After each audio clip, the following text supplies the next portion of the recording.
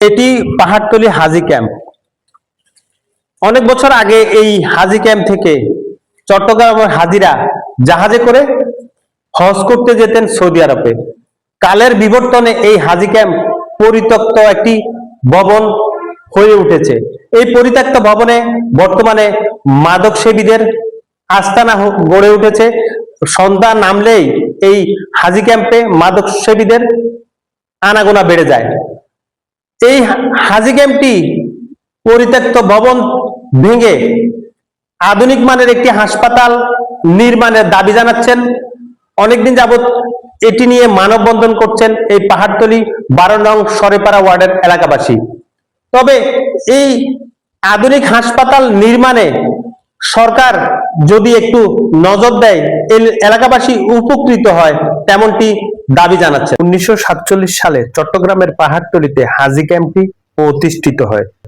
9.35 acre জায়গাতে অবস্থিত এই হাজি ক্যাম্পটি মূলত চট্টগ্রাম বন্দর দিয়ে সাগরপথে হজ পালনে ইচ্ছুক যাত্রীদের সুবিধার্থে এটি স্থাপন করা হয় তৎকালীন সময়ে। 1980-র দশকে ঢাকা কেন্দ্রিক হজ ব্যবস্থাপনা চালু হলে এই হাজি ক্যাম্পের কার্যক্রম বন্ধ হয়ে যায়। তবে এটি এখনো চট্টগ্রাম অঞ্চলের হাজিদের জন্য একটি ঐতিহাসিক গুরুত্বপূর্ণ স্থান।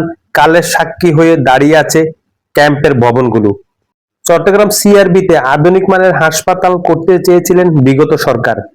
তবে বিভিন্ন সামাজিক সাংস্কৃতিক সংগঠনের চাপের মুখে পিছু হটতে বাধ্য হন আওয়ামী লীগ সরকার। সম্প্রতি আবারও সিআরবিতে হাসপাতাল নির্মাণের আলোচনা উঠে আসে। আবারও সিআরবিতে হাসপাতাল নির্মাণ না করার জন্য আন্দোলন করছে সংগঠনগুলো।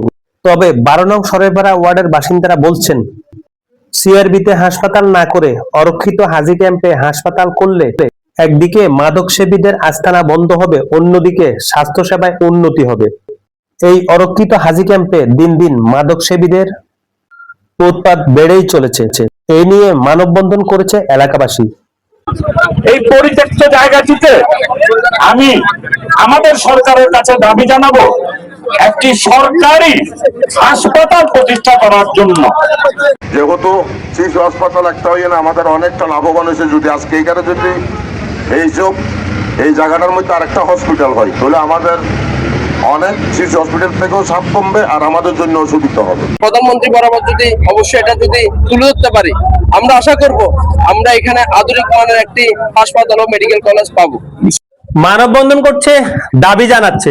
তবে এই পরিত্যক্ত ভবন ভেঙে আধুনিক মানের হাসপাতাল দেখতে পারবে কি এই 12 নং সরেপাড়া ওয়ার্ডের বাসিন্দারা?